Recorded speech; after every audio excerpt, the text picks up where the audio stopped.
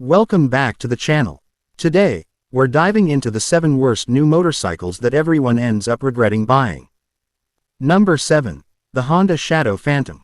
The Honda Shadow Phantom is that kind of bike that looks like a rebel, but rides like it's stuck behind a soccer mom's minivan. It's got the blackout styling, the low seat, and just enough attitude to make you think you're scoring something cool for your 8 grand.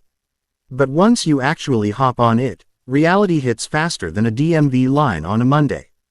The 745cc V-twin engine is about as exciting as a cup of decaf. It's fine for cruising around town, but try merging onto the highway and you'll be wishing you'd bought literally anything with more punch. This thing isn't just slow, it's the kind of slow that makes you double-check if you left the parking brake on. Comfort-wise, picture sitting on a park bench with wheels. The rear suspension is stiff enough to remind you of every pothole your city forgot existed. The low seat height might sound nice, but it comes at a cost: no cornering clearance. You'll be scraping pegs before you're even having a good time. As for tech, or the lack thereof, it's a sad story. No ride modes, no traction control, and ABS isn't even standard on some versions. For almost 9 grand, you'd hope for a bit more than a speedometer and a load of regret. And don't think about resale either, it drops faster than your enthusiasm after that first ride. Bottom line, the Shadow Phantom is all looks and no performance. You pay for the style, but the experience leaves you empty-handed. Number 6. Harley-Davidson Nightster. The Harley-Davidson Nightster promises the heart of a Harley in a modern, stripped-down package, and somehow manages to fumble it in every possible direction. Starting just over $13,000, it seems like a decent offer, until you notice what's missing. That 975cc Revolution Max engine sounds cool on paper, but once you're on the road, it's more meh than muscle. It lacks the thump, the grunt, and honestly, the soul Harley riders crave. Instead of a raw American cruiser, you get a confused identity crisis on 2 wheels. The build doesn't help either. It feels more plastic than premium. For a brand known for solid metal craftsmanship, this one feels like Harley tried to cut costs and hoped you wouldn't notice. The suspension, stiff enough to loosen your fillings. And the ergonomics are just odd. It's as if Harley couldn't decide between cruiser comfort or cafe racer posture, so they just split the difference and called it a day. The real kicker, after taxes, dealer fees, and the few upgrades you'll need to make it remotely comfortable, you're staring at a $16,000 bill and wondering why you didn't just buy a used Fat Bob with actual soul. End of the day, the Nightster teaches you how to spend big and still feel shortchanged. If you want Harley vibes on a diet, sure, it might tempt you, but after a few rides, you'll realize it's not a bike to brag about. It's one to... Number 5. Kawasaki Eliminator. The Kawasaki Eliminator looks like it should be fun, until you ride it and start thinking it belongs on Craigslist already. Priced just under $7,000, it promises a modern cruiser vibe, but what you actually get feels more like a beginner bike tangled up in a midlife crisis. Sure, it's lightweight and low to the ground, but once you push past 55 miles per hour, that 451cc parallel twin starts sounding like it's begging for a break. Twist the throttle, and you'll see, this isn't the muscle cruiser the name suggests. It's more like that gym membership you never use. Comfort-wise, the seat feels like Kawasaki used a cafeteria tray for inspiration. After 45 minutes, your lower back will start negotiating peace terms. The rear shocks don't help either, especially if you weigh more than 160 pounds or live somewhere with roads that resemble Swiss cheese. Despite the whole urban rebel aesthetic, it doesn't even have a gear indicator, leaving you guessing more than a tourist in Times Square. Fuel economy's decent, but with a 3.7-gallon tank, you'll be visiting gas stations far too often for something aimed at commuters. And resale, let's just say it lingers on the used market longer than an ignored Tinder match.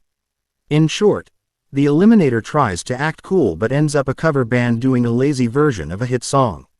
Thinking of buying one? Maybe eliminate that idea. Number 4. BMW R18. The BMW R18 is a big, gorgeous cruiser that grabs attention, mostly for the wrong reasons after you buy it.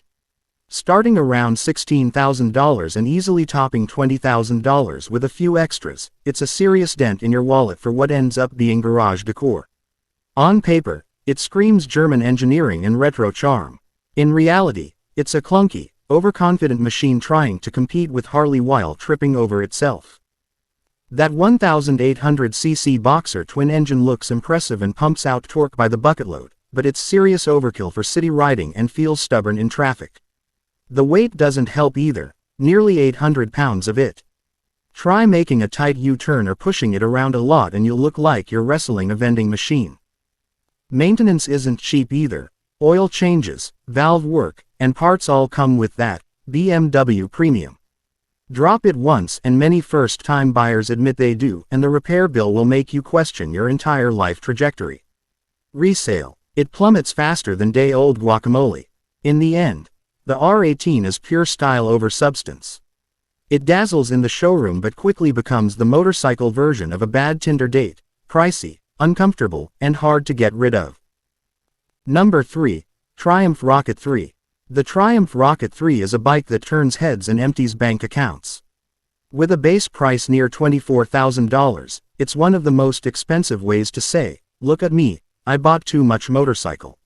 Sure, it's got that monstrous 2,500cc engine, the biggest in any production bike, but that's like using a flamethrower to light birthday candles. It's overkill, and not the fun kind. Let's talk practicality. This beast weighs close to 700 pounds, so every turn feels like you're bench pressing a refrigerator. Forget squeezing through traffic or backing it into a space without working up a sweat. Power. Yeah, it's got it, but comfort. Not so much. The rear suspension might look cool, but on American highways full of crater-sized potholes, your spine won't be impressed. Fuel economy sits around 30 mpg, if you're gentle, which no one is on this monster, meaning you'll spend more time at gas stations than actually riding. Maintenance and insurance are pricey too, and if you drop it, which happens more than you'd think, expect repair bills that'll make your credit card weep. Bottom line, the Rocket 3 is an eye-catching showpiece trapped in a heavyweight's body. It's a bulky reminder that bigger isn't always better, especially when it comes with a payment plan and a chiropractor's number on speed dial. Number 2. Harley-Davidson Road Glide. The Harley-Davidson Road Glide is a $25,000 monument to loud pipes, questionable aerodynamics, and instant buyer's remorse. On paper, it sounds like a dream cruiser, big V-twin, frame-mounted fairing, that classic Harley swagger. But reality kicks in right after you sign the paperwork. For starters, the Road Glide rides like a couch with a hangover. We're talking nearly 900 pounds, more land yacht than touring bike. Handling it at low speeds is basically leg day, and parking it feels like docking a ship, minus the water. The infotainment system that looks great in the brochure. In real life, it feels like it was designed by someone who's never used a smartphone. Slow response, buggy navigation, and Bluetooth that cuts out like a bad radio signal. Then there's the heat. The Milwaukee 8 engine could double as a space heater after 10 miles.